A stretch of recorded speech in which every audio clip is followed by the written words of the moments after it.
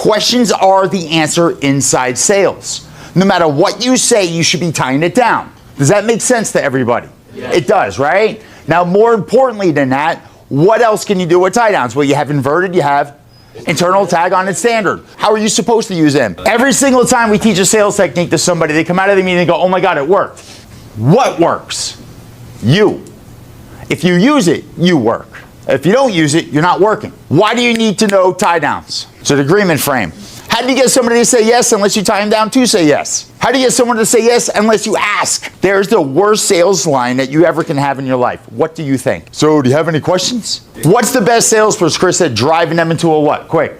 What are you going to say? What are you going to say? Driving them into a close. What is our job?